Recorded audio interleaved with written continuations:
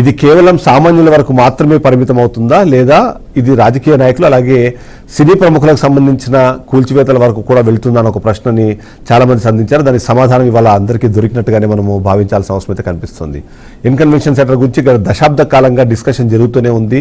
ప్రతి సందర్భంలోనూ అది FTLలో ఉంది, దాన్ని కూల్చివేయాలంటూ ఏదైతే ఆందోళన కానివ్వండి డిమాండ్లు కానీ వినిపించాయి, కానీ బట్ ఎప్పుడు అది సాధ్యం అవ్వలేదు. కానీ ఈరోజు మాత్రం దాన్ని సాధ్యం చేసింది తెలంగాణ సర్కార్, అందులో ముఖ్యంగా సీఎం రేవంత్ రెడ్డి. ఓవరాల్గా ఇది జరిగిన పరిస్థితి కానివ్వండి, ఇది జరిగిన పరిణామ క్రమం చూస్తే మాత్రం ఖచ్చితంగా ఒక స్ట్రాంగ్ మెసేజ్ అయితే ఇలాంటి ఆక్రమణదారులకు చెప్పినట్టుగా అనిపిస్తుంది. అదే సందర్భంలో నాగార్జున కూడా రెస్పాండ్ అయ్యారు. నాగార్జున రెస్పాండ్ అయ్యి మాకు ఎలాంటి నోటీసులు ఇవ్వకుండా కూల్చివేయడము అక్రమం చెబుతూనే నా ఏదైతే ఎన్కన్వెన్షన్లో ఒక్క అంగుళం భూమి కూడా ఆక్రమితం లేదు అనే విధంగా మాట్లాడే ప్రయత్నం చేస్తే దానికి సంబంధించి కొన్ని కోట్లకు సంబంధించి ఏదైతే డిస్కషన్ జరుగుతుందో దానికి సంబంధించిన వాళ్ళు కూడా మాట్లాడిన నేపథ్యం మనం చూసాం. ఓవరాల్గా చూస్తే హైడ్రా ఇవాళ తీసుకున్న చర్యలు నిజంగానే స్ట్రాంగ్ మెసేజ్ ఇచ్చినట్టేనా?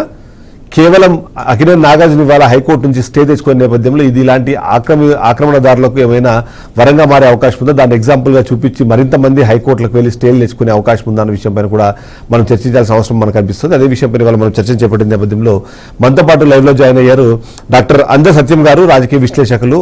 అలాగే మనతో పాటు డాక్టర్ లింగం గారు, కాంగ్రెస్ పార్టీ అధికార ప్రతినిధి మనతో పాటు జాయిన్ అయ్యారు. అమర్నాథ్ గారు, బీజేపీ పార్టీ అధికార ప్రతినిధి. రామూర్తి గారు, బీఆర్ఎస్ నేత మనతో పాటు లైవ్లో జాయిన్ అయ్యారు. మొదటిగా అదే సత్యం గారి దగ్గరికి వెళ్దాం. అదే సత్యం గారు, గుడ్ ఈవినింగ్. గుడ్ ఈవినింగ్ అండి. ఇవాళ మనం చూస్తున్నాం అంటే హైడ్రా స్టార్ట్ అయినప్పటి నుంచి మనం ఇప్పుడు ఒక 2-3 సార్లు డిబేట్ చేశాము. డిస్కషన్లో ప్రతి సందర్భంలోనూ మనం వచ్చింది, అందరికీ వచ్చిన ప్రశ్న ఏంటంటే ఇది సామాన్యులకు మాత్రమే హైడ్రా, లేకపోతే మిగిలిన వాళ్ళందరికీ మాత్రం అలాంటిది ఏమి ఉండదు. ప్రముఖులు కానివ్వండి, రాజకీయ నాయకులు మనం చూస్తున్నాం. కేటీఆర్ దగ్గర నుంచి స్టార్ట్ చేస్తే కాంగ్రెస్ పార్టీలోని చాలా మంది నాయకులకు సంబంధించి కానివ్వండి, సినీ ప్రముఖులకు సంబంధించిన చాలా వరకు ఆక్రమణలు ఉన్నాయి. బట్ వాటి వరకు చర్యలు వెళ్ళవేమో అని మనం చాలా మందిలో వ్యక్తం చేశారు. కానీ ఇవాళ ఎన్కన్వెన్షన్ కూల్చివేతతో వాటికి సమాధానం దొరికినట్టే అనుకోవచ్చా? ఖచ్చితంగా అండి. గత 2 దశాబ్దాలుగా అన్ని రాజకీయ పార్టీలు కూడా ఒకసారి చెరువుల పరిరక్షణకు చర్యలు తీసుకోవాలి, చెరువులు ఆక్రమణకు గురి అవుతున్నాయని 2 దశాబ్దాలుగా డిమాండ్ చేస్తున్నారు. అట్లాగే పర్యావరణవేత్తలు, తర్వాత స్వచ్ఛంద సంస్థలు కూడా చెరువులను ఆక్రమణ చేస్తున్నారు, పెద్దవాళ్ళు ఈ ఆక్రమణ చేస్తున్నారు అనేది ఇది 2 దశాబ్దాలుగా ఉన్నటువంటి డిమాండ్.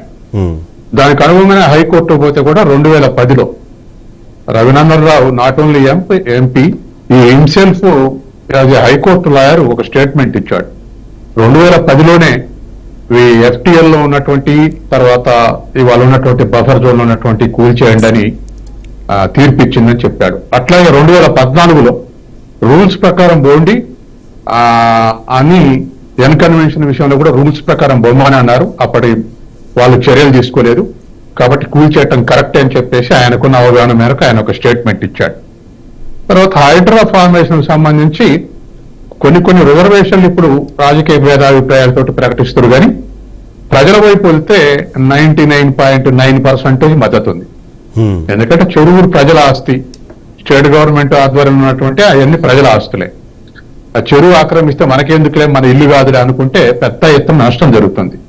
ఇలా లక్షల కోట్ల ఆస్తి బయటపడుద్ది చెరువులన్నీ కరెక్ట్ చేస్తే. కాబట్టి ఇది ఖచ్చితంగా హైడ్రాని వ్యతిరేకించి ఒక్కళ్ళు కూడా స్టేట్మెంట్ ఇవ్వట్లే. ఏదో డిఫర్ అంటే కాంగ్రెస్ వాళ్ళు కూలుస్తారని ఒక ప్రశ్న, లేదా ఉన్నోళ్ళు కూల్చుతారని ఒక ప్రశ్న, ఇటువంటి డిఫరెన్స్ ఆఫ్ ఒపీనియన్ తప్ప హైడ్రా వద్దనే వాళ్ళు ఒక్కరు కూడా లేరు.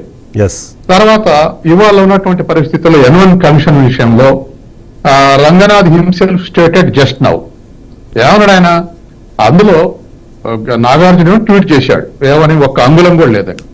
రంగనాథ్ చెప్పింది ఏమిటంటే 1 ఎకరం 12 గుంటలు FTL ల్యాండ్ ఉంది, మిగతాది 3.5 ఎకరాల్లో మిగతా 2 ఎకరాల 18 గుంటలు బఫర్ జోన్ లో ఉంది. కాబట్టి 2 బిల్డింగ్లు ఉండకూడదు, వాటిలో కన్స్ట్రక్షన్స్ ఉండకూడదు, పర్మనెంట్ కన్స్ట్రక్షన్స్. కాబట్టి డిమాండ్ చేసినామని అన్నాడు. ఇప్పుడు నాగార్జున చేసినటువంటి క్లెయిమ్ కరెక్ట్ కాదు. ఎందుకంటే కుంట కూడా ఆక్రమించలేదు, పట్టా భూమి అంటుండ్రు. ఇవాళ చాలా చెరువులలో FTLలో బఫర్ జోన్లలో కూడా పట్టా భూములు ఉన్నాయి. పట్టా భూములు పట్టాలు లేకుంటే ఏమి లేవు, పట్టాల భూములు ఉన్నాయి, కానీ కన్స్ట్రక్ట్ చేయడానికి వీల్లేదు. కాబట్టి నాగార్జున అంతకు భిన్నంగా కన్స్ట్రక్ట్ చేశాడు.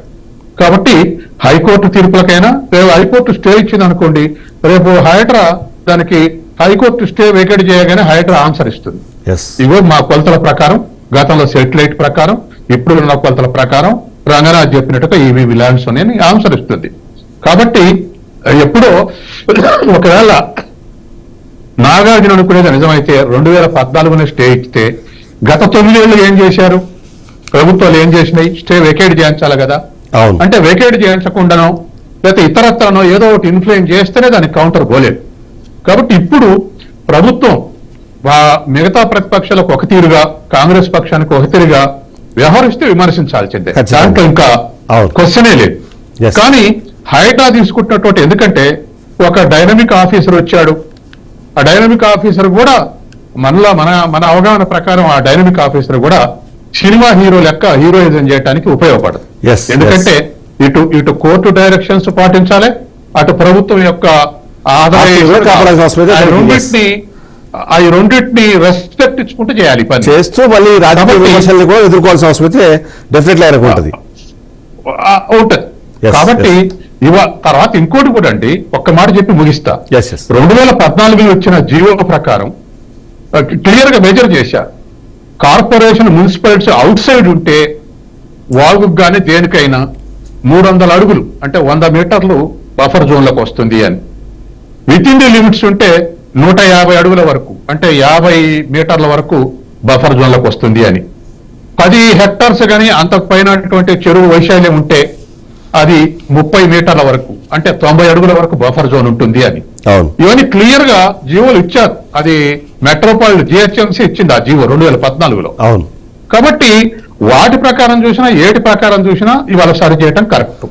అయితే దీంట్లో అదర్ సైడ్ ఏమిటంటే ఎఫ్టీఎల్ బఫర్ జోన్ అటువంటి జీవోలు మెన్షన్ చేయకపోతే ముందే కొన్ని కట్టడాలు కట్టుకురు, వాటి సంగతి ఏందన్నప్పుడు వాటి గురించి ఆలోచించాల్సిన అవసరం ఉంది. అది అన్ని రాజకీయ పార్టీలు కూడా ఏకాభిప్రాయంతో దానికి నిర్ణయం తీసుకోవాల్సినటువంటి అవసరం ఉంది. ఎందుకంటే ప్రభుత్వం కూడా ప్రతిపక్షాలతో చర్చించి అటువంటి విషయాల్లో నిర్ణయం తీసుకోవచ్చు. వాళ్ళకి ఇంకో చోట ఇప్పుడు ఒక ఎగ్జాంపుల్ అంటే అమరావతిలో రాజధాని భూమిలో ఒక్కటే మాట కేటాయించారు. చంద్రబాబు నాయుడు అంటే వాళ్ళందరికీ కూడా వాళ్ళ ఊళ్ళల్లో నేటివ్ ప్లేస్ లో ఇళ్లు ఇస్తాం, ఇది ఖాళీ చేయిస్తాం అని చెప్తున్నారు. అట్లా ఇక్కడ కూడా నష్టపోయిన వాళ్ళకి ఇంకేమైనా ఆల్టర్నేటివ్ చూడటంలో రాజకీయ పార్టీ